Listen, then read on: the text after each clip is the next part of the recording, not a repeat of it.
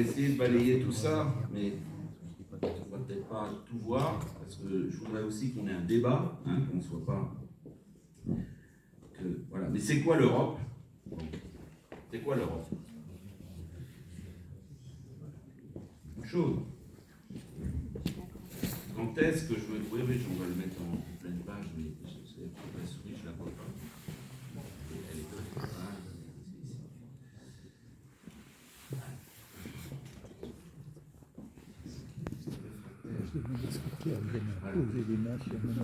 Quand est-ce que je me sens européen? Je sais pas. Moi, par exemple, je me sens beaucoup européen. Je ne sais pas trop l'expliquer, mais c'est bizarre, mais je me sens plus européen que français, par exemple. Bon. Mais je sais que je suis loin d'être un cas général. Hein. Mais quand est-ce qu'on se sent européen?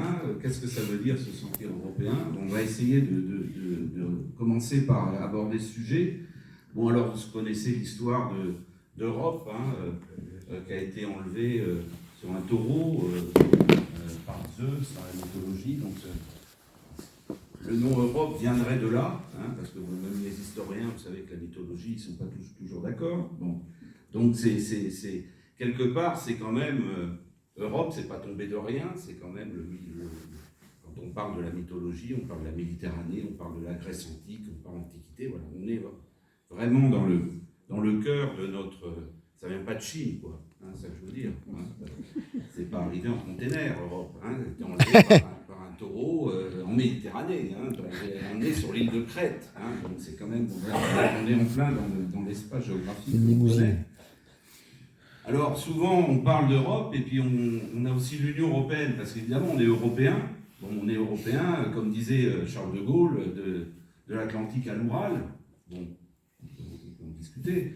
Hein, mais en tout cas, il y a une Europe géographique, puisqu'on apprend qu'il y a 6 continents. Il y a l'Amérique, il y a l'Asie, il y a l'Australie, il y a l'Afrique, et puis il y a l'Europe. Donc, c'est un continent, c'est à la taille d'un continent. Et puis...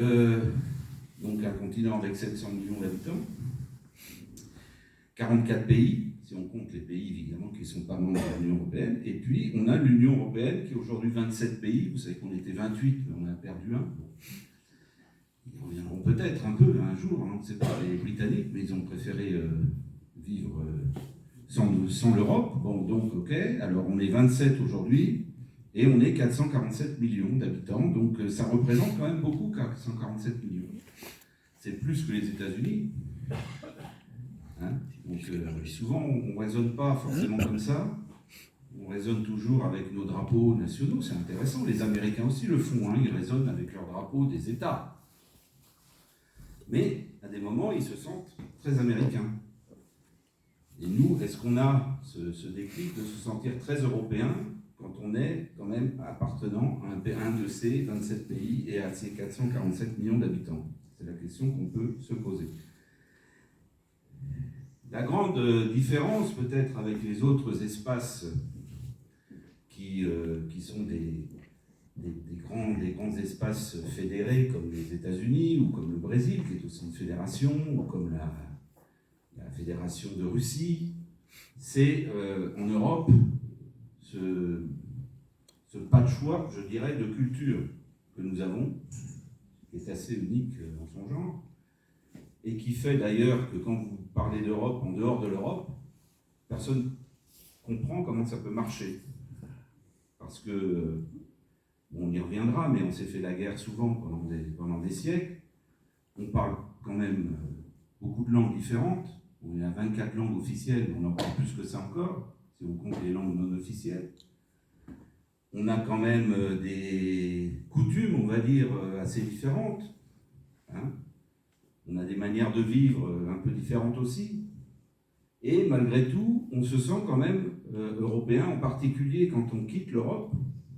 Je ne sais pas si vous est déjà arrivé de rencontrer en dehors d'Europe, en Amérique par exemple, de rencontrer un Allemand ou un Italien, ou même un Hongrois. On ne compte pas souvent les Hongrois. Et ben on se sent tous assez proches finalement européens par rapport aux Américains. On aime bien les Américains, mais on se dit quand même c'est américain. Hein. Et quand on voit un Hongrois, on dit ah, mais toi t'es. Hein, on a des choses en commun. On ne sait pas trop l'expliquer, hein, mais c'est bon. Et pourtant, on a tous une culture très différente, une histoire très différente, qu'on ne connaît pas forcément d'ailleurs. Tout le monde ne connaît pas bien l'histoire de la Hongrie, tous les Hongrois ne connaissent pas bien l'histoire des Gaulois. Hein. Donc, mais on arrive quand même à surmonter cela quand on se rend compte et on se dit quand même on a des choses qui nous attachent. Donc, quelque part, il y a quand même l'idée d'être européen. Les arts nous rappellent aussi que nous sommes européens. Hein, la musique, la peinture, la littérature, la poésie. Bon. Et d'ailleurs, à une époque, ces artistes se jouaient complètement des frontières. Hein, il n'y avait pas de notion de frontières. Donc, on circulait librement. Les bâtisseurs des cathédrales, ils circulaient librement dans toute l'Europe, ils construisaient les cathédrales. Donc on a mis les frontières un peu après. Hein. Les valeurs, et là, je crois que, sans me tromper, je pense qu'on partage tous quand même des valeurs communes qui nous différencient sûrement d'autres régions de la planète. En particulier, quand on parle des valeurs qui sont les fondements un petit peu des droits fondamentaux, hein, la dignité, la liberté, la démocratie, l'égalité, l'état de droit, les droits de l'homme. Enfin, personne n'irait dire que ce n'est pas des valeurs que l'on partage en Europe. On n'est pas les seuls d'ailleurs à les partager, on essaye aussi de les rendre universelles. Mais on a été peut-être aussi les premiers à les rendre universelles. Donc on a ce socle quand même qui nous fait nous sentir européens. Et pourtant, nous parlons des langues très différentes dans les pays européens. D'ailleurs, on en est tous réduits finalement par recherche d'un minimum commun à utiliser l'anglais, enfin une espèce d'anglais un peu bizarre. Je veux vous dire, moi j'ai travaillé pendant 3 décennies dans le contexte d'institutions européennes. Quand on se mettait tous à parler anglais, les seuls qu'on ne comprenait pas, c'était les Anglais. Donc maintenant qu'ils ne sont plus là, on est ravis, parce qu'on se comprend tous. On ne comprenait pas les Anglais. Il faut dire, ils ne faisaient pas beaucoup d'efforts non plus pour qu'on les comprenne. Voilà. Sinon, je sais reconnaître tous les accents européens quand ils parlent anglais. Commencer par le mien. Voilà, donc je sais tout de suite qui est mon interlocuteur. Mais malgré tout, bon, il y a eu des tentatives pour l'espéranto. Je ne sais pas, est-ce qu'il y a des espérantistes dans la salle? Non. Parce que j'en ai souvent, quand je fais des conférences, il y a toujours 1 ou 2 espérantistes qui viennent. Ils sont peut-être morts, remarquez. Mais bon, ça n'a pas marché. Bon, ben voilà, c'est des projets. Il y a des projets qu'on lance des fois, ils marchent, d'autres ils ne marchent pas. Donc l'espéranto, ça n'a pas marché. Donc on a pris un peu comme les pilotes d'avion. Je ne sais pas si vous avez déjà essayé de comprendre ce que dit un pilote d'avion en anglais. Il n'y a qu'un autre pilote d'avion qui peut comprendre et un gars dans la tour de contrôle aussi. J'espère qu'ils peuvent se comprendre. Parce que c'est incompréhensible.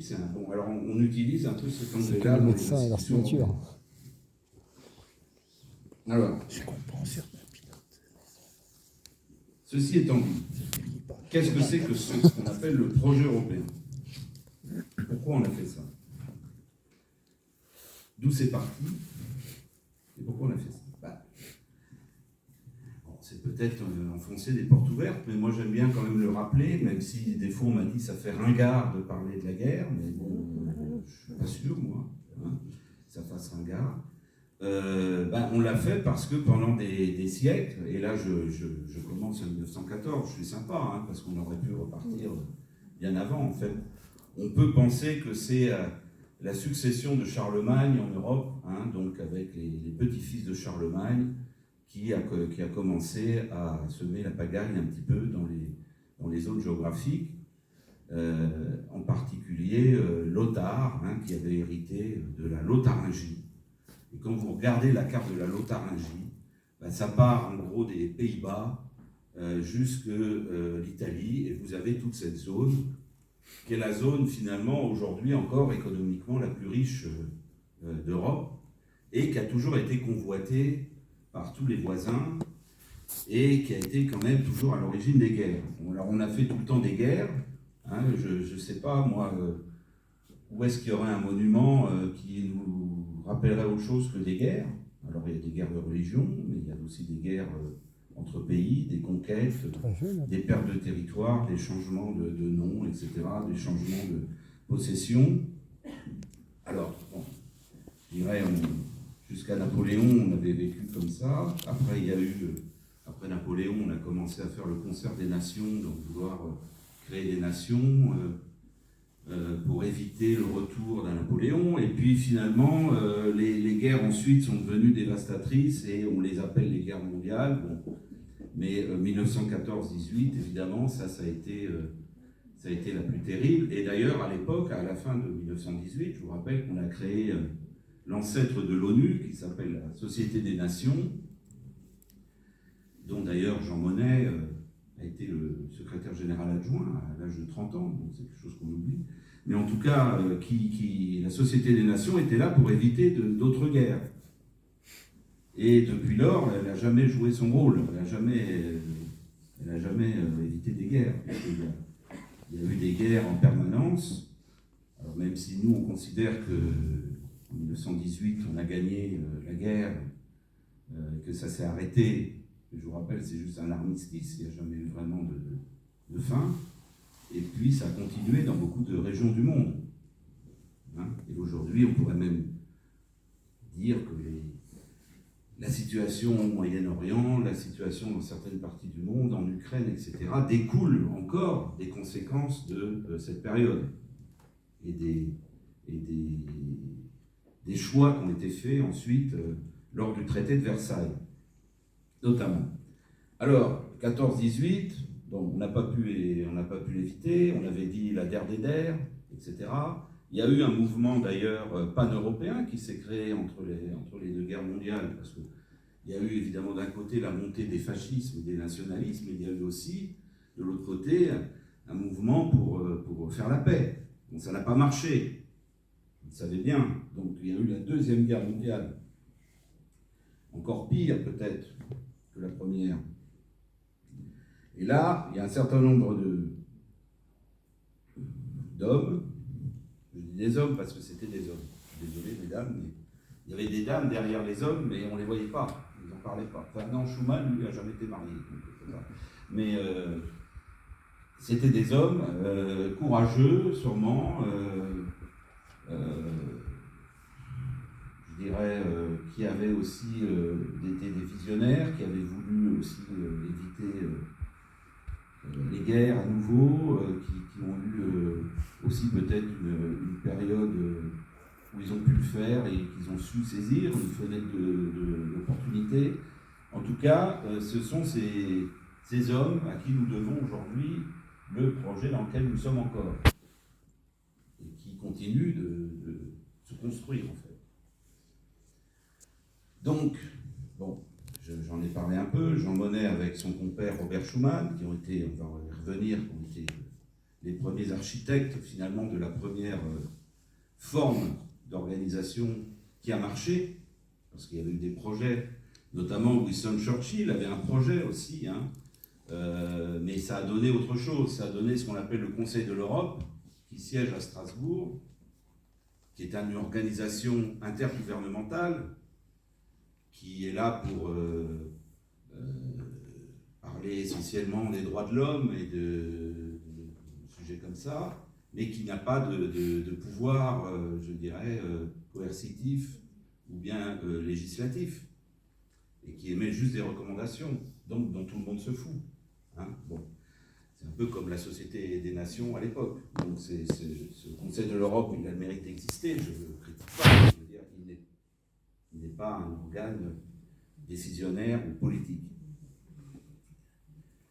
L'italien de Gasperi, qu'on oublie aussi souvent, mais qui a réussi à ramener l'Italie, hein, qui avait été l'allié de l'Axe avec l'Allemagne nazie, mais qui a ramené l'Italie dans la démocratie.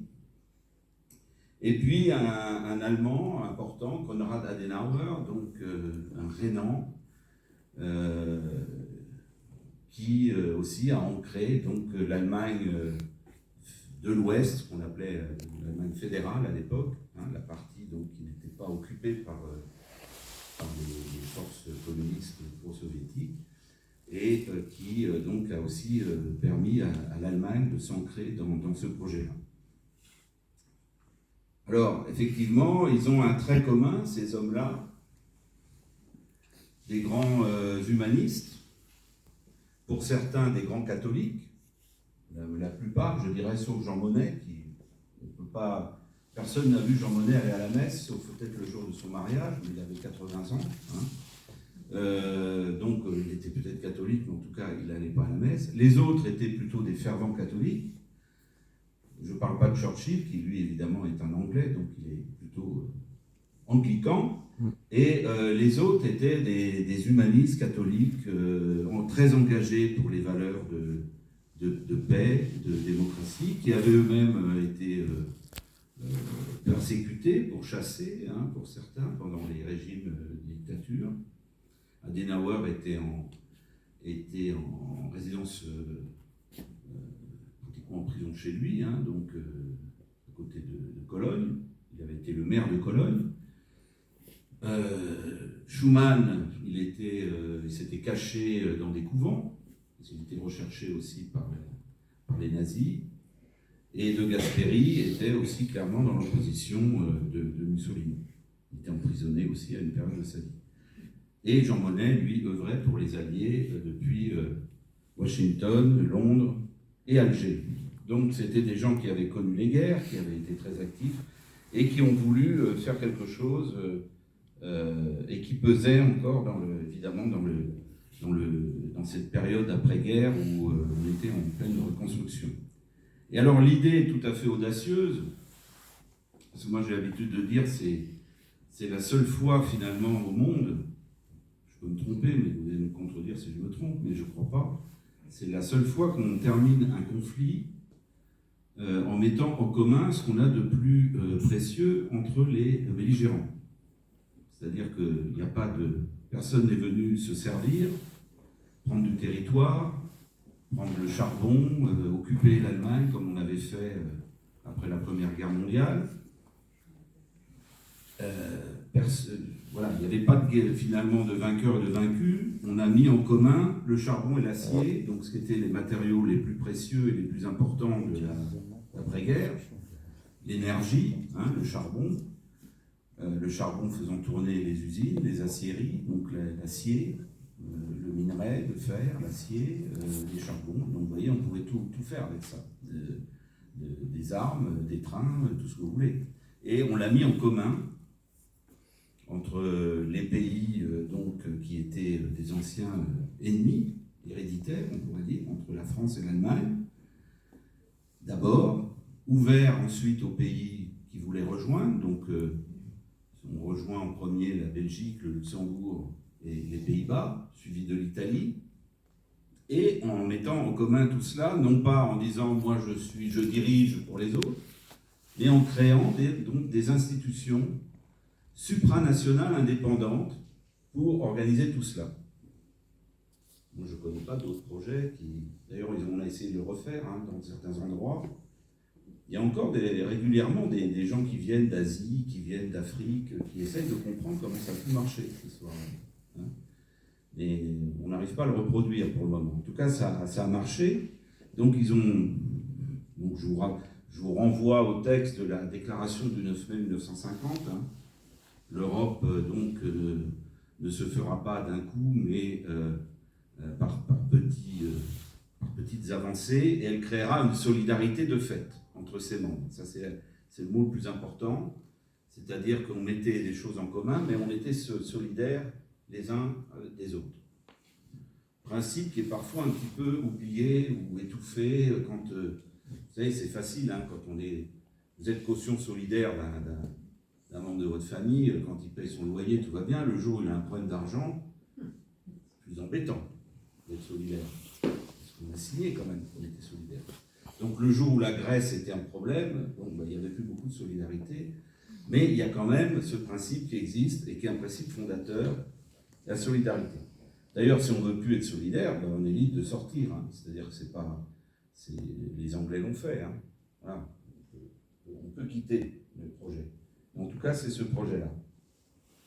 Alors, Ce qui est intéressant avec la CECA, la première communauté du charbon et de l'acier, c'est qu'en même temps qu'on disait cela, les fondateurs ont travaillé assez vite et ils ont, en moins d'1 an, créé les bases de toutes les institutions qu'on a encore aujourd'hui. C'est-à-dire qu'on avait dans la communauté du charbon et de l'acier en 1952, quand elle est rentrée en vigueur, la déclaration Schuman, 9 mai 1950, 1 an plus tard, le traité de Paris qui institue la création de la CECA, et 1 an plus tard, la CECA entre en fonction au Luxembourg. Ça va vite. Et on a les institutions, finalement, l'embryon des institutions qui sont restées aujourd'hui. On a une haute autorité qui dirige l'ensemble, qu'on pourrait aujourd'hui retrouver dans la Commission européenne. On a une assemblée parlementaire, c'est-à-dire que c'est une assemblée qui est composée de représentants élus, députés des 6 pays membres de l'époque. Donc c'est l'embryon de ce qui est devenu ensuite le Parlement européen. On a une cour pour traiter les litiges. Et il y en a eu des litiges, évidemment, au début. Donc c'est l'embryon de ce qu'on a aujourd'hui, était toujours basé à Luxembourg, d'ailleurs, la Cour européenne de justice. On a... qu'est-ce que j'ai oublié ? On a... j'ai oublié, oui, on a des représentants des États, donc comme aujourd'hui le Conseil des États. Évidemment, il y a 6 États membres qui représentent la CECA. Et on a même un comité, un embryon de comité économique et social, puisqu'on a aussi les partenaires sociaux, les syndicats de mineurs en particulier, des houillères de tous les pays concernés, qui siégeaient dans ce comité. Voilà.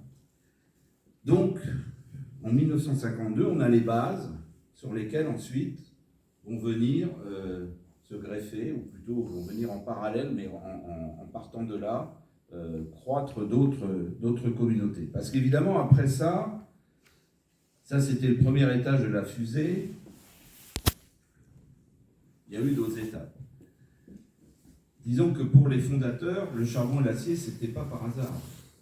Vous l'avez compris, une manière d'éviter de se refaire la guerre, c'est déjà si on met en commun toute l'énergie et la matière première avec laquelle on fait les armes et qu'on a la puissance de se battre, on va pouvoir, puisqu'on est en commun. Donc on ne va pas pouvoir continuer à se battre, donc ça c'était quand même... Et puis après, l'idée en particulier du Jean Monnet, c'était de faire un deuxième étage de la fusée avec la communauté européenne de défense. 1952, on commence à travailler sur la communauté européenne de défense. Donc, en gros, pour simplifier, une armée européenne commune, avec des représentants des contingents de soldats, enfin de militaires des différents pays membres. Et on est avancé, puisqu'on a eu un traité de la communauté européenne de défense. Mais sauf que les traités, ensuite, il faut les ratifier. Et bien, il n'a pas été ratifié, et par le seul pays qui l'avait, mais finalement, qui était à l'origine, parce que Jean Monnet était français, c'est la France. C'est-à-dire que la France n'a pas ratifié le traité de la CECA en 1954. Donc ça n'a pas débouché. De la CED, oui, vous suivez, c'est bien. Donc la communauté européenne de défense, donc elle est morte-née, elle n'est même pas jamais née, en fait. Je te morte. Alors pourquoi, vous allez me dire, parce que le sujet était encore peut-être, il fallait réarmer il fallait créer une armée européenne avec des contingents de tous les pays membres, dont des Allemands. Et pour beaucoup de gens, en particulier de groupes politiques, en particulier en France, c'était pas du tout une bonne idée de revoir des soldats allemands porter l'uniforme de l'armée allemande. Donc c'était peut-être trop tôt. En tout cas, c'est ce qu'on avance comme explication. Il y a peut-être d'autres explications, mais enfin, c'est la principale. Et ce sont d'ailleurs le parti communiste et le parti gaulliste qui se sont alliés pour faire capoter l'idée au Parlement. Donc, on n'a pas continué dans cette voie. Pour Jean Monnet, ça a été d'ailleurs un échec, hein, parce que pour lui, c'était le deuxième étage de la fusée. Hein. C'était vraiment important pour éviter à nouveau les guerres, qu'on ait aussi les moyens de se défendre. Et vous voyez que le sujet, on l'a toujours en fait. Parce qu'il revient régulièrement sur le tapis, hein, avec toujours les mêmes difficultés finalement, mais il est toujours là. Alors après, on a pris nos directions. Que bon, il y a eu quand même un coup d'arrêt un petit peu, hein, quand vous avez un traité comme ça qui échoue, il y a un coup d'arrêt, donc on a ce qu'on appelle la relance par la conférence de Messine, bon, en Italie, où les États ont décidé de continuer quand même sur la voie de l'intégration européenne, mais ils se sont concentrés sur deux sujets. Bon, un sujet qui est d'ailleurs intéressant et qu'on oublie souvent, c'est l'atome civil, hein, puisqu'on a toujours eu la création de la communauté de l'atome, Euratom, qui existe toujours, hein, qui fonctionne toujours, mais qu'on ne parle jamais. Il y a peut-être des gens qui travaillent avec Euratom, là, qui sont sur le plateau de Saclay, quelque part, et c'est leur quotidien. Hein, ça continue, ça. Et c'était très important à l'époque, puisque c'était quelque chose de nouveau quand même, hein, l'atome civil, pour faire des centrales nucléaires en particulier. Et puis un autre sujet, bon, on s'est dit finalement, on va quand même faciliter le business, hein, le commerce, donc les échanges, et on a travaillé plutôt dans la direction de la communauté dite économique européenne, la CE, le marché commun, comme on l'appelait, hein, à l'époque. Donc, et ces deux communautés ont été créées parce qu'un acte fondateur qu'on appelle le traité de Rome de 1957. Pourquoi ? Parce qu'il a été signé à Rome, évidemment, au soleil. Non, mais parce qu'il fallait, les Anglais, les Français et les Allemands étaient un petit peu tétanisés par l'histoire de l'échec de la CED, donc c'était de bon ton que l'Italie reprenne un petit peu l'initiative. Donc, le traité de Rome, 1957, qui jette les bases finalement de ce qui est devenu la communauté européenne, puis l'Union européenne, et puis ce qui est toujours là aujourd'hui, hein, qui a été réformé plusieurs fois. Alors ce qui est intéressant, c'est qu'à chaque fois que vous avez un traité, là on en a certains, mais il y en a plus que ça, hein, mais ça vient toujours en complément, c'est-à-dire ça ne remplace pas. Hein, ça reprend les anciens traités, ça rajoute des choses. Ça ne remplace pas. Donc le traité de Rome est toujours en vigueur. En particulier, le fondamental dans le traité de Rome, c'est la libre circulation. Que vous connaissez tous en principe, la libre circulation, puisque bon, elle a été même complétée par la suite, hein, par ce qu'on a appelé les accords de Schengen, qui finalement est une entrée en vigueur des principes qui sont ceux annoncés dans le traité de Rome, mais qu'on a mis quand même, vous voyez, de 57 à 95 pour faire les accords de Schengen. Donc la libre circulation des personnes, des marchandises, ça on l'avait déjà, et les personnes, surtout sans contrôle de ces personnes, à l'intérieur de l'espace européen. Donc finalement, c'est un seul pays, on pourrait dire, puisqu'on circule librement. Hein, aujourd'hui, ça peut paraître bizarre de rappeler que, par exemple, pour aller en Belgique, moi j'ai déjà fait la queue à la frontière parce qu'il y avait des contrôles de douane et qu'il fallait présenter ses papiers. Vous voyez, aujourd'hui, on passe comme ça. Donc, effectivement, c'est quelque chose qui est entré dans les mœurs assez rapidement. Mais donc ça, on le doit au traité de Rome. C'est-à-dire que le traité de Rome, et il y a toujours d'ailleurs des choses qui sont partiellement réalisées, qui ne sont pas complètement réalisées. Hein. Dans la libre circulation, par exemple, il y a encore des obstacles. Parce que sur le papier, vous pouvez, chacun d'entre nous ici peut aller circuler librement et s'installer librement dans un pays membre. Bon, aujourd'hui, on ne lui demande plus de permis de séjour, c'est déjà bien, parce qu'il y a encore une époque, il fallait un permis de séjour, même si on était ressortissant d'un pays européen. Aujourd'hui, non. Sa carte d'identité suffit.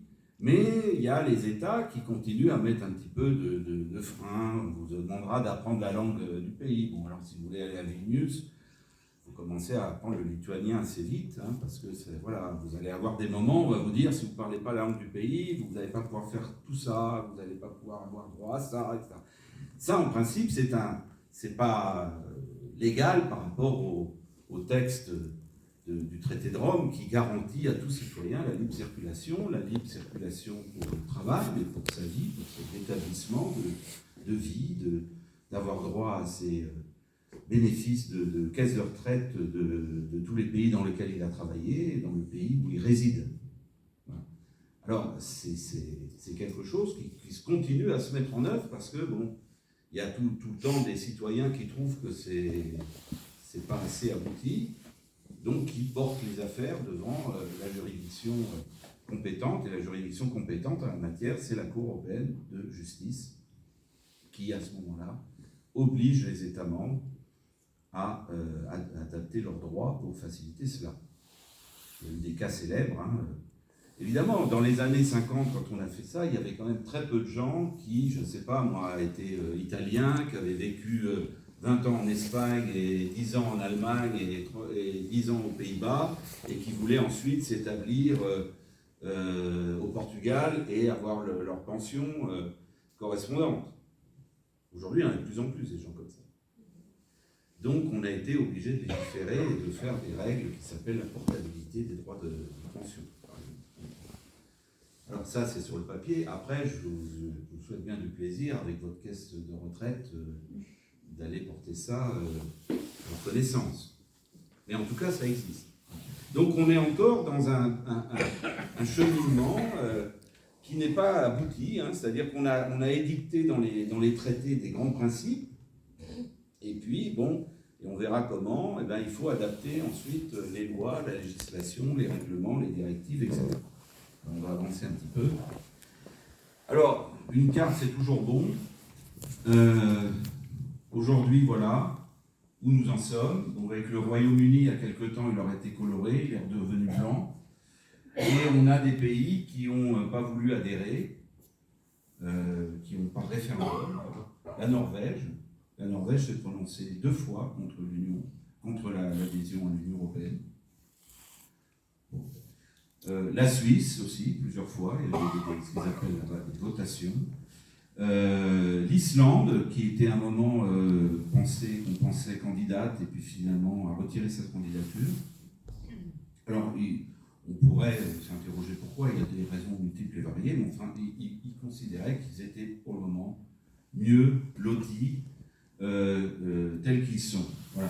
Et puis on a des pays qui nous ont rejoints plus récemment, hein, comme le dernier en date, c'est la Croatie, mais juste avant on avait eu la Bulgarie, la Roumanie. Et puis on a des pays qui veulent nous rejoindre encore, qui tapent à la porte. Donc c'est quand même que le projet il les intéresse, il est attractif, si les gens tapent à la porte. Alors on pourrait les citer, hein, donc les pays de ce qu'on appelle les Balkans occidentaux, c'est ce qu'on appelle poliment les Balkans occidentaux, c'est l'ex-Yougoslavie, enfin ceux qui ne sont pas encore entrés dans l'Union européenne, c'est-à-dire les pays qui restent, en particulier la Serbie, la Bosnie-Herzégovine, le Monténégro, l'épineuse question du Kosovo, qui n'est pas un pays qui est forcément reconnu par tout le monde, donc il n'est pas forcément candidat pour le moment. Et puis la Macédoine, on l'appelle la Macédoine du Nord, puisqu'elle a changé de nom il y a quelque temps. Et puis un petit pays aussi qui était coincé, qui était un petit peu oublié pendant des années, c'est l'Albanie, et qui aujourd'hui est un pays aussi qui frappe à la porte de l'Union européenne. Alors c'est des petits pays, hein. Ça ne nous amène pas beaucoup de population, mais il faut traiter ces candidatures dans l'ordre et avec le sérieux qui s'impose. Et puis on a un pays qui est candidat depuis 1961. Ça fait long, hein, quand même, quand on vous est marié, on vous promet un mariage depuis 1961. C'est la Turquie, puisque la Turquie, elle a été officiellement reconnue comme pays candidat en 1961. Voilà. elle est là. Il y a toujours des fonds pré-adhésion qui vont en Turquie avec des experts ça m'est arrivé, moi, des fois, des conférences sur l'Union européenne en Turquie, payées par... C'était avant M. Erdogan, après il y aura un rêve. En tout cas, la Turquie, elle est toujours... pour le moment, elle est entre parenthèses, mais officiellement, elle n'a jamais retiré sa candidature. Et puis, on a évidemment les deux grandes candidatures annoncées, puisque la situation dramatique de ces pays nous a amené à le faire, c'est l'Ukraine et la Moldavie, qui sont maintenant officiellement candidats. Voilà, avec une perspective qu'on ignore, mais enfin, je pense que on l'a fait surtout pour leur donner du baume au cœur, ce qui peut se comprendre. Après, sur les modalités concrètes, pratiques de candidature, parce que c'est compliqué aujourd'hui d'être candidat. Je vais peut-être faire un peu de provocation, mais je ne suis pas sûr que la France, elle pourrait être candidat très, très vite aujourd'hui si elle devait refaire tout le... c'est un peu comme si on devait tous repasser notre permis de conduire. Bon, le code a changé. Donc il faudrait réapprendre beaucoup de choses, il faudrait faire montre et preuve de beaucoup de choses. Et même des pays qui sont très confiants, qui ont beaucoup de confiance en eux et qui pensent que, bien sûr, il faudrait repasser l'examen. L'examen est difficile quand même, notamment sur la partie des droits et de la démocratie, etc. Bon, donc c'est pas simple. C'est pas simple. Et la Géorgie. Oui, on pourra en discuter si vous voulez. Et la Géorgie. Alors la Géorgie, oui. Bon, ouais. Aussi. Bon, c'est pareil, c'est-à-dire qu'on leur donne du baume au cœur. La Géorgie, bon, ils sont un peu coincés là où ils sont, entre le Caucase, l'instabilité de ces régions, la Grande Russie en haut, bon, ils se disent, bon, mais c'est-à-dire que quand on connaît le sujet, il y a 30 chapitres, c'est des gros chapitres. C'est-à-dire qu'aujourd'hui, pour entrer dans l'Union européenne, il faut que les 30 chapitres, ils soient non seulement bien appris, mais il faut qu'ils soient transposés dans le droit, avec tout ce que ça implique. Et si on prend le chapitre de la justice, si vous voulez, il faut carrément qu'on ait réformé complètement les tribunaux dans ces pays-là. Qu'on ait des magistrats qui soient, je dirais, du niveau des magistrats qu'il y a dans les pays de l'Union européenne, partout. Donc ça ne se fait pas du jour au lendemain. Il faut que la classe politique aussi soit un petit peu réformée quand même, par endroit, même si on ne peut pas non plus... chacun a des problèmes dans sa classe politique. Enfin, bon, il y a quand même des sujets... et ça, c'est les sujets les plus épineux. Après, bon, oui, il y a aussi les sujets économiques. Il faut quand même que les économies se mettent un peu marche. L'agriculture, c'est un gros sujet. On l'a vu avec l'Ukraine, puisque bon, tout le monde est bien d'accord pour redonner un statut à l'Ukraine. Mais alors, la politique agricole commune, attendez, l'Ukraine, la production de blé, la production agricole, ça va nous envahir, etc. Libre circulation. Donc vous voyez que ça pose des problèmes. Ça pose à la fois des problèmes, je dirais, à l'interne pour le pays qui doit se mettre en ordre de marche et qui doit atteindre le niveau, ce qu'on appelle les acquis communautaires. 35 000 pages d'acquis communautaires, quand on a transposé dans le droit national. Donc déjà, il faut le faire. Et puis après, vous avez les autres. Il faut qu'ils soient d'accord. C'est-à-dire que pour faire entrer un pays dans l'Union européenne aujourd'hui, il faut le vote unanime de tous les parlements, dans tous les pays. Alors des fois c'est des parlements, des fois c'est des référendums, ça dépend des pays. En tout cas, il faut le vote unanime et l'accord unanime de tous les autres pays membres. Ça ne se fait pas à la majorité qualifiée. Donc c'est quand même compliqué. Je ne veux pas décourager les gens, mais il faut quand même leur dire la vérité. C'est-à-dire qu'ils n'auront pas, je dirais, vous savez, un coup de fil, comme pour aller au cinéma. Vous avez réservé votre place, vous passez plus vite que les autres font la queue. Non, ils se mettront dans la queue. Voilà. Donc, On ne sait pas quand. En tout cas, ils sont candidats. Évidemment, on ne pourrait pas non plus imaginer de faire entrer dans l'Union européenne un pays qui soit en guerre. C'est quelque chose qu'on ne peut pas non plus faire. Ou un pays qui aurait aussi la peine de mort dans son droit. Il faut commencer par ça. D'ailleurs, les Turcs l'ont fait. Ils ont supprimé la peine de mort. Donc, à ce niveau-là, ils sont conformes. Alors, après, donc, on a parlé un peu de Schengen. Il faut regarder la carte aussi.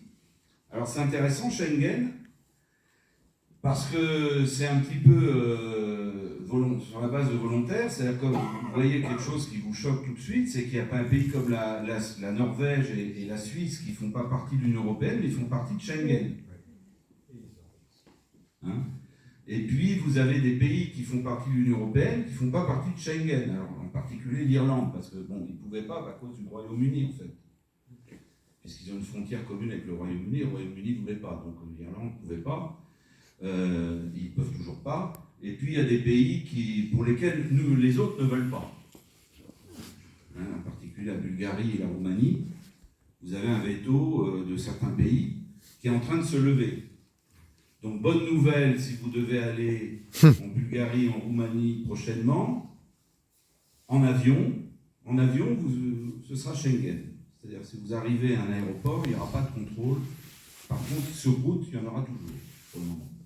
Voilà. Donc, c'est une demi-bonne nouvelle. Enfin, pour eux, c'est important quand même. Et le veto a été levé de nos amis autrichiens qui voulaient absolument pas de cela. Donc, ça, c'est l'Europe. Il faut prendre les avis de tout le monde. La zone euro, bon, alors on a tous des euros dans nos poches. Ça, c'est pareil, c'était un rêve des fondateurs. Une monnaie unique, monnaie, alors sans mauvais jeu de mots, mais Jean Monnet y avait pensé, puisqu'il avait déjà fait travailler un groupe d'experts sur ce sujet. Mais je pense qu'il y pensait en se disant, bon, ça, je ne sais pas quand ça se fera. Et puis, bon, ça s'est quand même fait assez rapidement. Je vous rappelle, 1999, l'entrée en vigueur de l'euro comme monnaie d'échange. Moi, par exemple, j'ai été payé en 1999 déjà en euros. Mais c'était que de l'argent qui arrivait sur le compte en banque. Il n'y avait pas de pièces et de billets. Et le premier mois, d'ailleurs, la banque s'est trompée, elle nous a payé en euros, mais avec des francs. Donc, je peux vous dire que c'était pas beaucoup. On m'a dit, c'est ça, on était voir le patron, il dit, c'est ça l'euro Bon, après, ça a été corrigé, mais on était un peu des précurseurs, puisqu'on travaillait avec l'Union européenne, ça évitait les taux de change.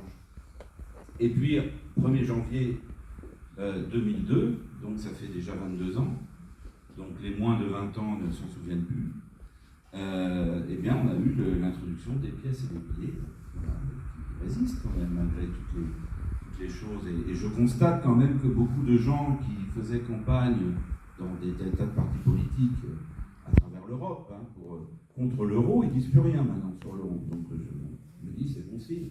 Vous savez, moi, quand j'ai su que c'était bon signe, quand j'allais en mission en Slovénie, et qu'un chauffeur de taxi, il m'a dit, il faudra me payer en dollars ou en euros. Alors j'ai dit, tiens, si un chauffeur de taxi veut des euros, c'est bon signe. C'est ce que je me suis dit, c'était le début de l'euro. Ils n'avaient pas l'euro encore. Ils avaient une monnaie qui s'appelait le dollar. Mais bon, personne ne s'en souvient. Et lui, il voulait des euros, le chauffeur de taxi. Des dollars, mais bon, moi j'ai dit, je n'ai pas de dollars. Les euros, c'est tout. Donc, et puis quand on prenait un Airbnb aussi, c'était en euros. Donc je me suis dit quand même, c'est pas mal. On a une monnaie, parce que en tant que Français, j'avais l'habitude qu'on me demande plutôt du Deutschmark, là où j'allais, à une époque. Et là, je me suis dit, j'ai une monnaie qui vaut de l'argent quand même, c'est pas mal. Alors, voilà, alors ça, on va zapper parce qu'on n'a pas le temps. Donc, on le reverra peut-être dans une autre vie. Alors, comment fonctionne l'Union européenne? Parce que tout le monde s'interroge, mais comment ça marche? D'abord, il faut comprendre qu'il n'y a que certains sujets qu'on traite au niveau européen. On est dans le principe de la subsidiarité, c'est un mot barbare. En gros, on est censé faire à Viroflay ce qui concerne Viroflay, et puis faire à Bruxelles ce qui concerne au-delà de l'Île-de-France. C'est ça le principe. Beaucoup de pays qui fonctionnent en mode fédéral, ils comprennent bien le système. Oui. Mais nous, on n'est pas habitués parce qu'on est très centraliste. Et quand ça ne va pas, on dit, mais que fait Macron? Je sais pas, il s'occupe de choses... Non, il doit s'occuper aussi de... Là, j'ai un trou dans la rue, là, devant chez moi. Que fait Macron? Quand il dit ça à un Allemand, il dit... Déjà, il n'y a pas de Macron en Allemagne, donc il ne sait pas où il faut aller. Donc, les gens savent à quel niveau ils doivent s'occuper. Donc, l'Europe, c'est un peu ça aussi. Il y a des choses qu'on n'est pas censé traiter au niveau européen, parce que on peut le faire nous-mêmes, et puis des choses, parce que ça concerne tout le monde, il faut absolument légiférer au niveau européen, parce que ça concerne l'intérêt général. C'est ça qu'il faut retenir, l'intérêt général, et pas l'intérêt particulier de tel ou tel pays ou de telle ou telle région. Ceci étant dit, ce principe, des fois, est mis à mal. Hein?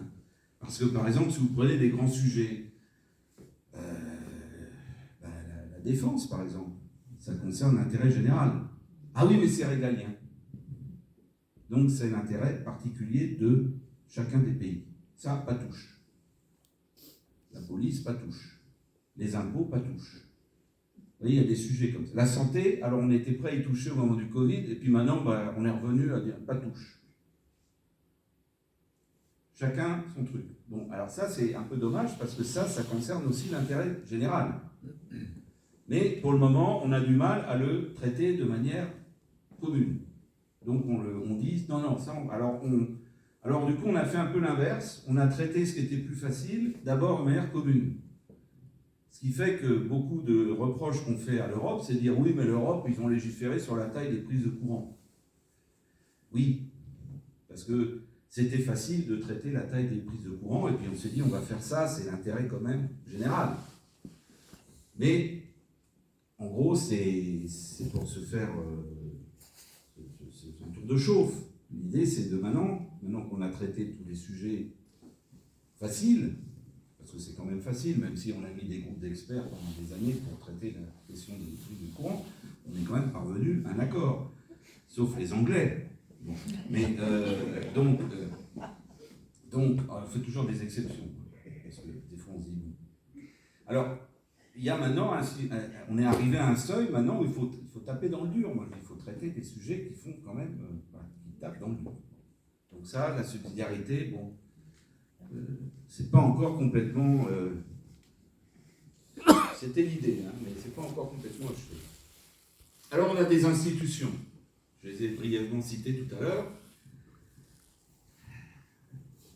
En gros, il y en a 3 qui sont très importantes. Il y en a 2 qui sont importantes, et il y en a d'autres qui sont un petit peu, bon, qui sont là, ils ont un rôle, mais elles sont moins importantes. Alors les 3, bon, c'est la Commission européenne, on a vu que c'était la grande administration qui organise un peu tout. Le Conseil, qu'on appelle le Conseil, il ne faut pas confondre avec le Conseil européen, parce que, je sais pas, on doit manquer de mots, hein, parce qu'on appelle tout le Conseil, en fait. Bon, alors le Conseil des ministres, ou le Conseil européen, le Conseil, concilium, on prend du latin des fois quand on cherche à trouver un mot, concilium, donc c'est le Conseil, en fait c'est les États.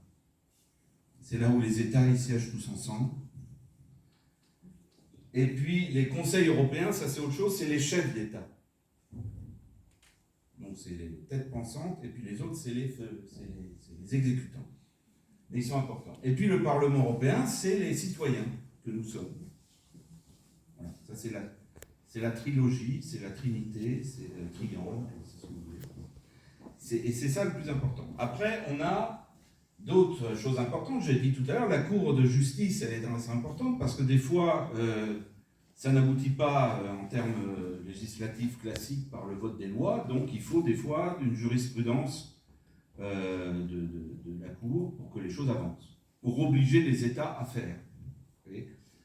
Parce qu'ils ne respectent pas le droit supranational qui est les traités européens. Et puis on a aussi la Banque Centrale Européenne, c'est important parce qu'on a une monnaie unique, l'euro.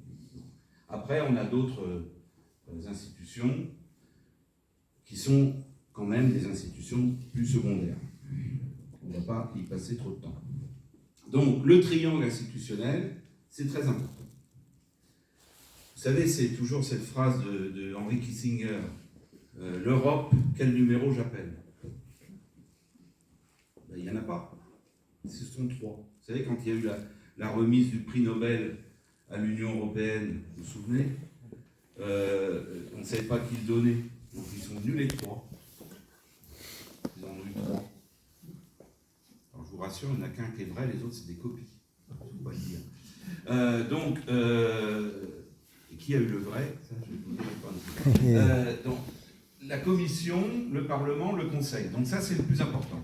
Parce qu'à 3, ils font le corps législatif, finalement, qui émet des propositions de loi. Alors, il y a 2 types. Il y a ce qu'on appelle un peu du jargon. Il y a les règlements et puis il y a les directives. Les règlements, retenez une chose. Vous avez l'exemple, par exemple, du règlement sur la protection des données. Vous savez, le règlement général de RGPD. C'est un règlement. Donc une fois que c'est fait au niveau européen, c'est un règlement, c'est comme un code de la route, ça s'applique à tous. C'est valable tout de suite, sans discussion. La directive, c'est autre chose, il faut la transposer dans son droit national. Elle concerne des fois plusieurs thèmes qui sont à cheval sur plusieurs lois, ça dépend des pays, et donc il faut adapter les lois pour remplir les critères de cette directive. Il y a un délai pour le faire. Il faut respecter ce délai, sinon on est puni. On a des amendes. Alors bon, nous on n'est pas très bons élèves. Les Français, on a souvent des amendes. Ils ne le disent pas, ça. S'il y a des Bretons, non. On a des amendes terribles, par mois, oui, mais je ne suis pas un vrai Breton. On a des amendes terribles pour le non-respect de la directive sur l'acidité de l'eau, sur les algues vertes. Et on préfère, plutôt que de se fâcher avec le monde de l'agriculture et de l'élevage porcin, on préfère payer des dizaines de milliers, même centaines de milliers d'euros par an d'amende. Mais c'est un exemple, il y en a d'autres. Eh oui, parce que quand on ne fait pas au bout d'un moment, on est condamné. La commission contrôle. La commission a le pouvoir aussi de porter l'affaire devant la cour qui condamne le pays. Donc ça, c'est les directives. Et puis les directives, vous savez qu'on a entendu souvent, et les agriculteurs d'ailleurs, c'est ceux qui nous ont alertés là-dessus récemment, sur la surtransposition des directives. C'est vrai que c'est tentant. Quand vous faites des lois, vous savez, en France, on aime bien faire des lois. Alors on se dit, tiens, mais finalement, il y a cette directive européenne. Ah, mais je vais en rajouter quand même une couche. Parce que, je veux dire, moi, je suis plus malin que les autres. Alors on transpose plus que ce qu'on nous demandait. Vous voyez ? Donc ça, c'est pas bon non plus. Donc il faut se contrôler quand même.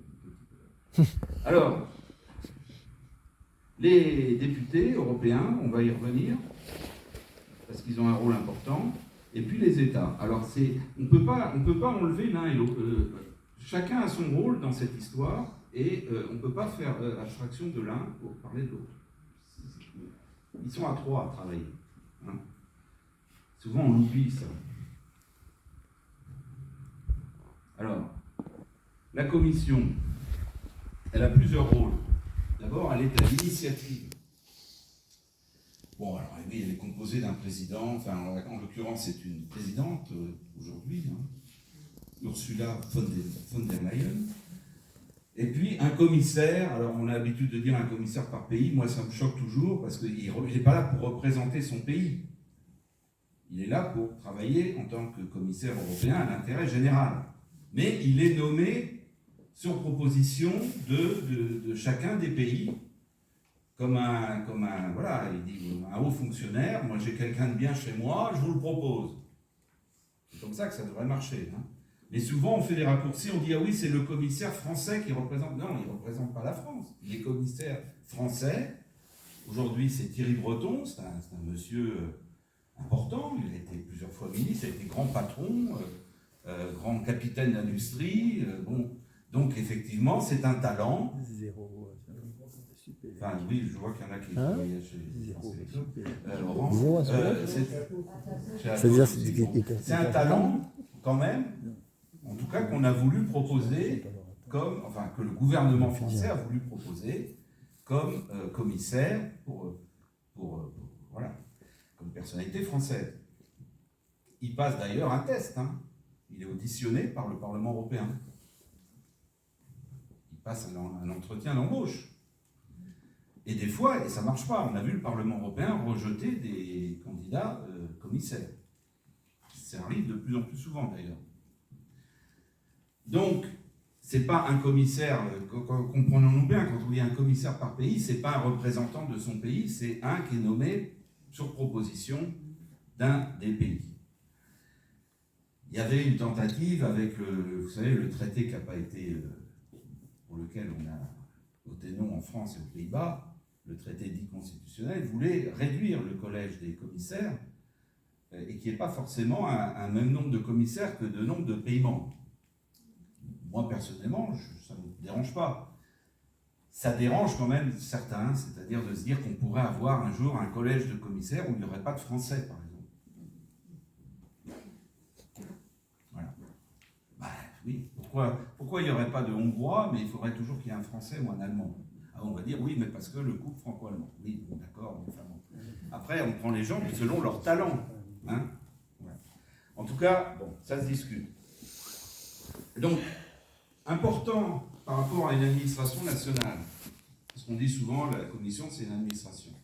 Une administration nationale, elle n'a pas l'initiative. C'est pas elle qui propose des législations.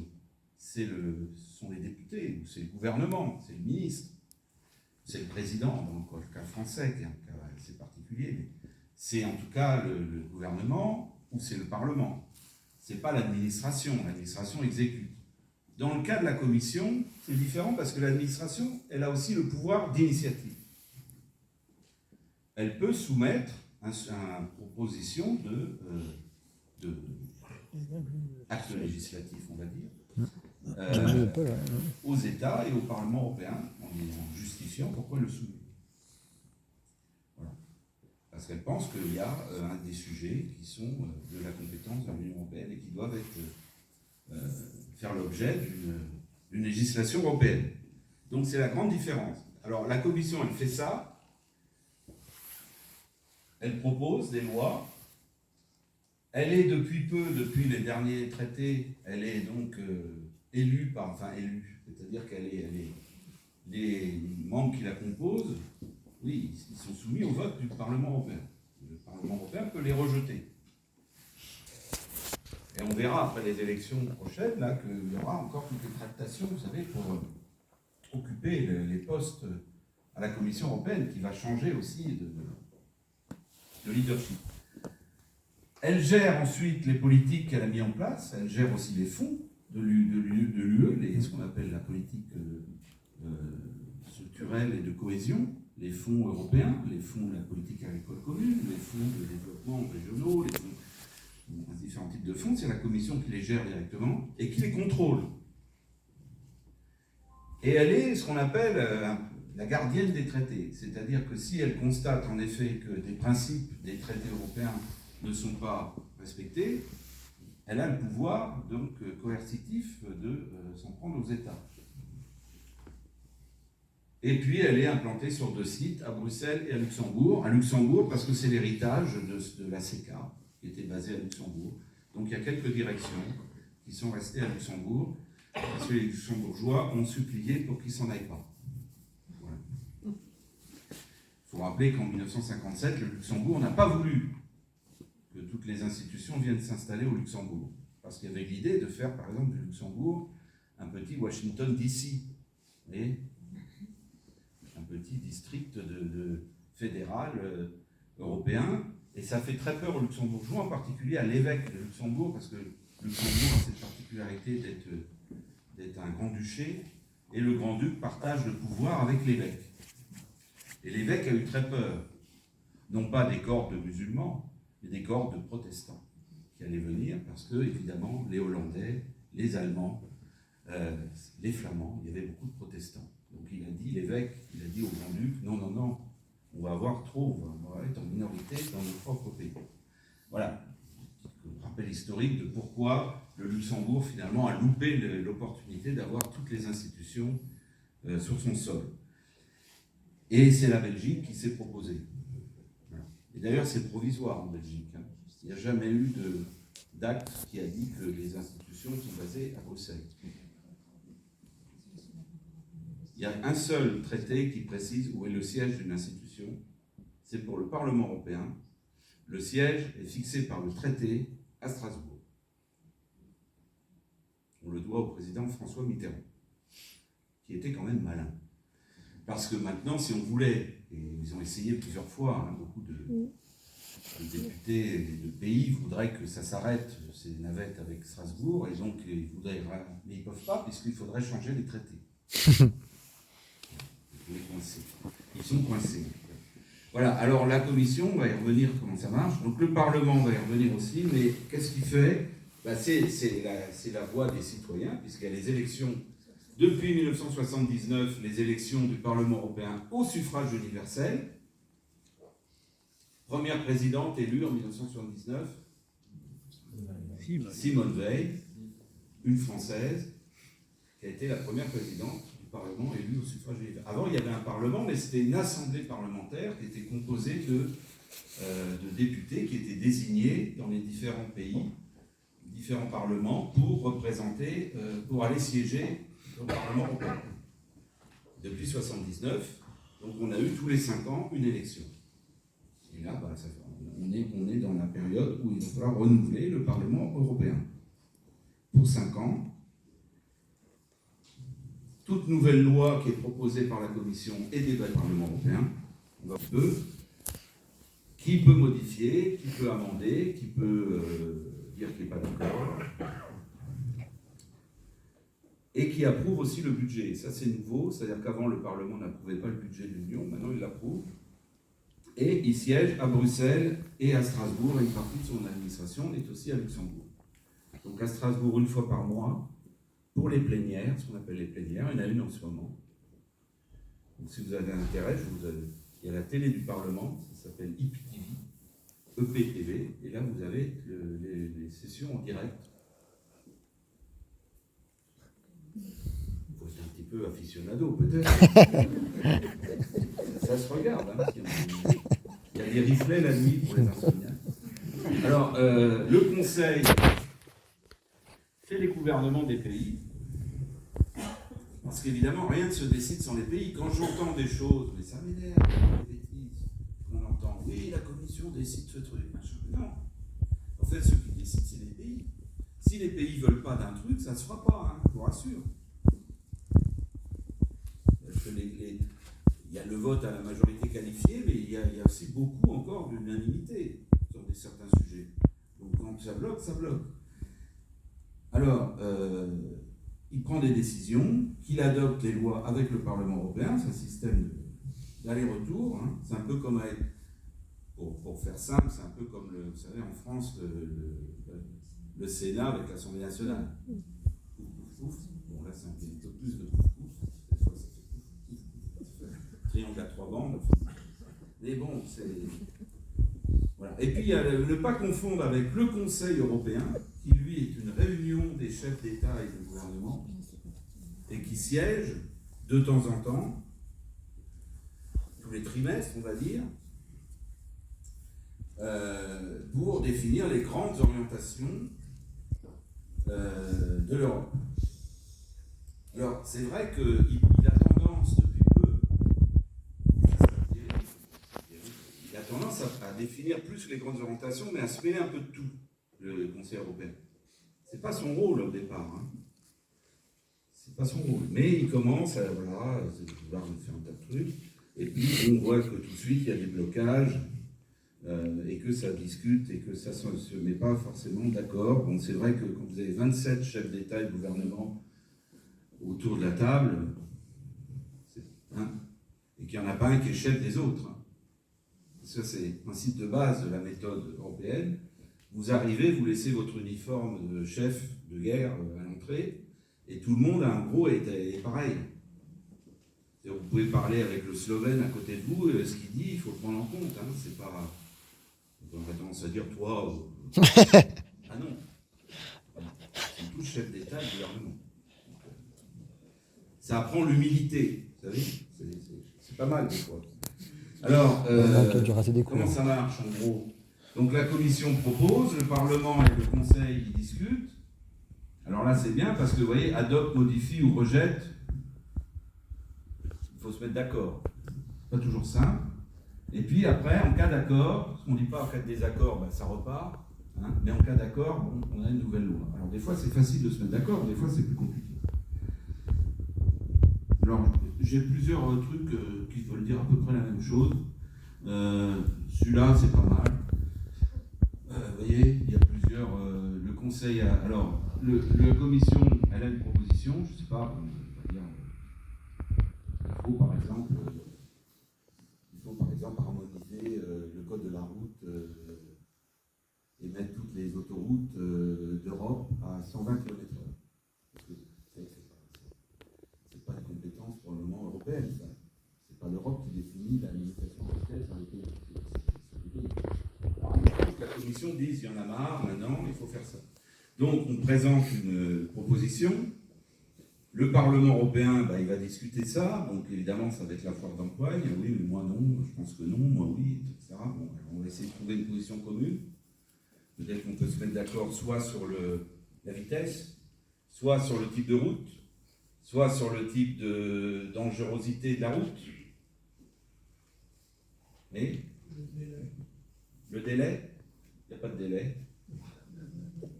Quand on est prêt. C'est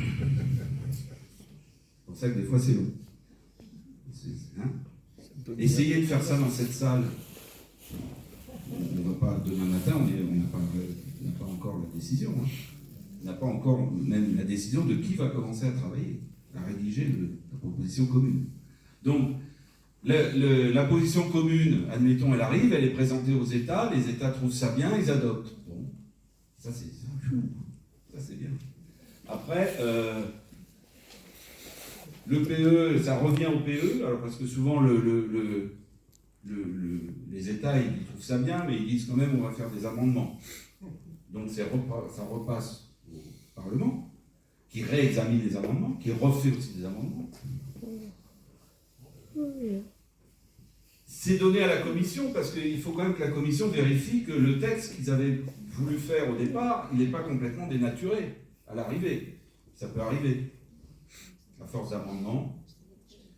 Donc la Commission donne son opinion, même si la Commission, en fait, c'est un peu simpliste, là, elle est quelque part aussi toujours à regarder ce qui se passe. Elle siège quand même, elle prend des notes.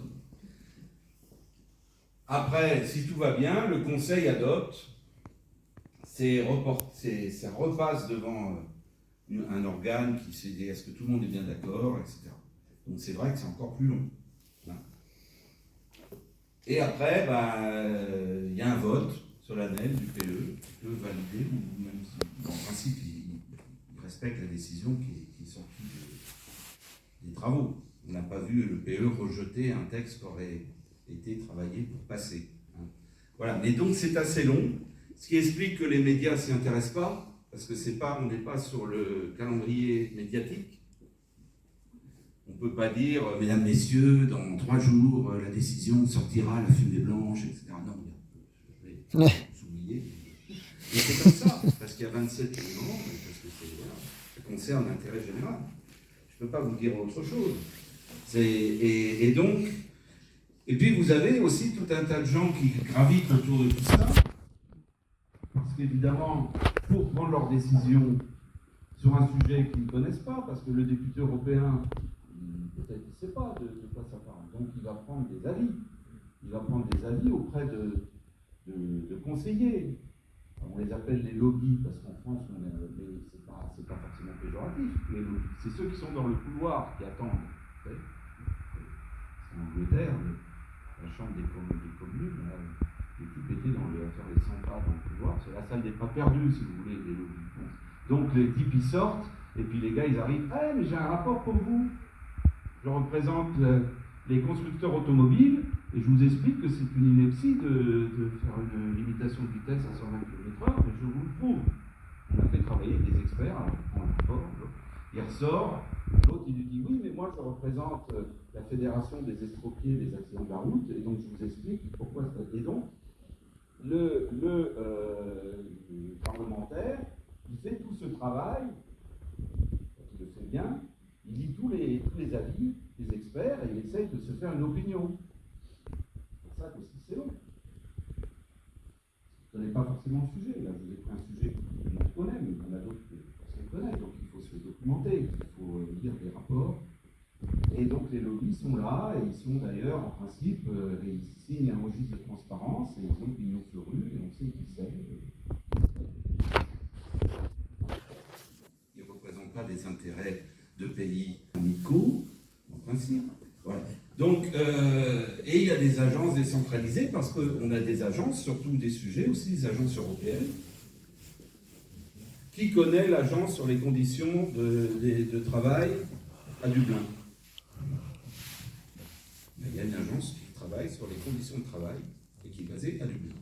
Donc qui émet des rapports, qui alimentent aussi les gens qui travaillent sur la santé, sur un tas de sujets, sur la pénibilité.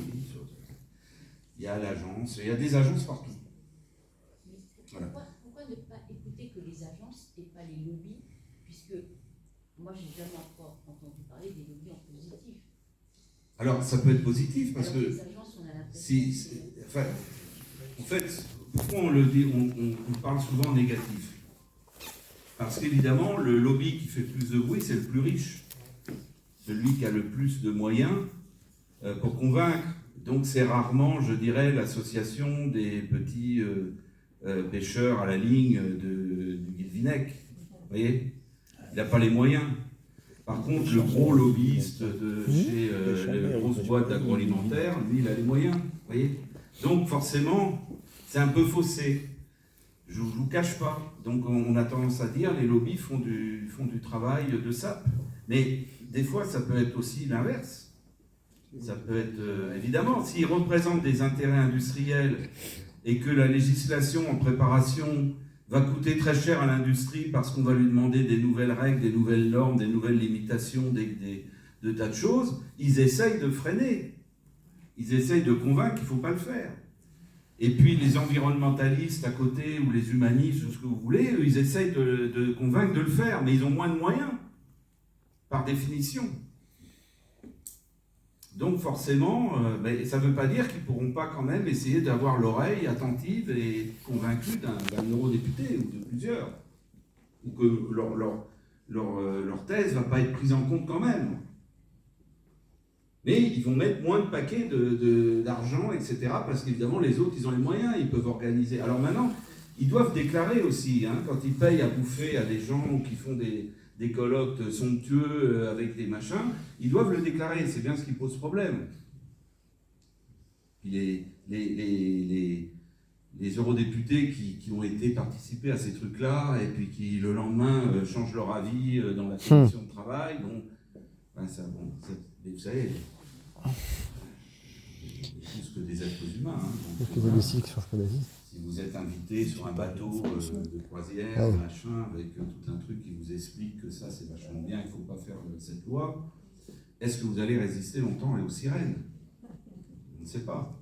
En tout cas, c'est en principe dans les deux sens. C'est-à-dire que, bon, je sais que le poids n'est pas le même. Ça, on ne peut pas se... Ce serait faux de vous le dire. Mais ils ont quand même la possibilité d'aller au Parlement européen. C'est ouvert, c'est transparent. S'ils veulent rencontrer, si vous êtes une organisation qui est... il faut que l'organisation soit d'un intérêt général. C'est-à-dire que, j'exagérais quand je parlais des pêcheurs de Guilvinec, parce qu'ils représentent qu'une petite corporation locale, donc les députés vont leur dire non. Mais si vous représentez la même corporation dans 5 pays ou 7 pays membres, alors à ce moment-là, vous commencez à être intéressant pour devenir un lobbyiste européen. Et vous pouvez ouvrir un petit bureau à Bruxelles, ou même un coin de table, et puis aller faire le siège des députés qui vous écoutent. Il y a des salles pour ça, vous prenez rendez-vous, et voilà. Vous présentez Parce que vous avez facilement accès à l'information de qui fait quoi. C'est-à-dire que vous pouvez très facilement, en 3 clics sur le site du Parlement européen, savoir qui travaille dans quelle commission de travail pour préparer quelle législation. Vous avez les noms des députés, vous avez leur profil, vous avez leur parti politique d'origine, vous avez tout. Donc vous avez les noms et coordonnées de tous leurs assistants parlementaires et vous pouvez leur écrire, leur téléphoner directement. Et prendre rendez-vous avec eux. C'est plus compliqué à faire dans certains contextes quand même nationaux. En tout cas, au niveau européen, c'est comme ça. Il y en a qui savent très bien le faire. Hein. En France, on n'est pas très fort, je ne vous le cache pas. Hein. Par exemple, je vous donne un exemple, on est tous des franciliens. Il y a un bureau d'Île-de-France qui représente l'Île-de-France à Bruxelles. Dedans, il n'y a pas Paris. Parce qu'ils n'ont pas pu se mettre d'accord. Paris ne veut pas être représenté par l'Île-de-France. Mais Paris n'a pas de bureau à Bruxelles. Paris, un bureau à Bruxelles, mais Paris, c'est les Lumières. Londres a un bureau à Bruxelles. Même qu'il n'est plus dans l'Union européenne, Londres continue à avoir un bureau à Bruxelles. Évidemment. Birmingham aussi. Je connais très bien le directeur. Ils ne sont pas partis. Brexit, d'accord, mais on va continuer à faire du lobbying. C'est peut-être dans leur gène, remarquer le lobbying, peut-être chez eux, que chez nous, c'est moins. Mais quand vous pensez que Paris n'a pas de bureau à Bruxelles, remarquez, s'il y en avait un, ce serait quoi? La Tour Eiffel. L'Élysée. Quelles sont les conditions pour pouvoir avoir un bureau? Il n'y a pas de conditions. Vous représentez une organisation un petit peu, je vous dirais, donc d'intérêt général, une région par exemple. Non, mais vous pouvez ouvrir un bureau à Bruxelles très facilement. Il suffit d'aller. Moi, j'ai un ami là qui vient d'être nommé par. Peut-être qu'il s'est inversé la tendance. Il vient d'être nommé par le ministère de la Défense lobbyiste à Bruxelles. Il a ouvert un bureau, alors il a eu du mal parce qu'en France, on considère que tout doit passer par la représentation permanente, c'est-à-dire l'ambassade. Et lui, il n'est pas diplomate. Donc,